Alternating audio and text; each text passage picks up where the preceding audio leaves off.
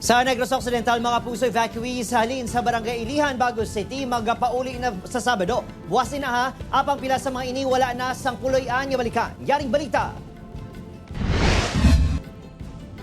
22 ka mga pamilya halin sa Barangay Ilihan, Bagos City ang 8 ka bulan nga nagtinira sa evacuation center matapos naglupok ang Mount Canlaon. Sa Sabado, pahanugutan na nga magpauli ang mga ini. Siyempre excited, malipayon sa pagbalik sa amon ng mga tagsaka mga puloy-an.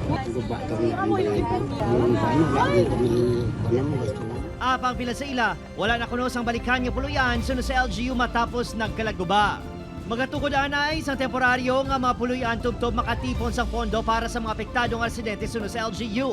Sa karon, bulik pinansyal anay ang una nga ginpanagdag. Seed money, man nga makasugod man sila, now 10,000 each ni ang ginhatag sa ila. And I hope nga mabatyagan man nila, bisan sa gamay nga bagay, sa little things that we do, pinapanumdum gid natin nga makaplastar naman sila balik sa ilang mga puloy-an. Magabulig man ang Diocese of Bacolod pinaagi sa Social Action Center sini kag pila ka organisasyon.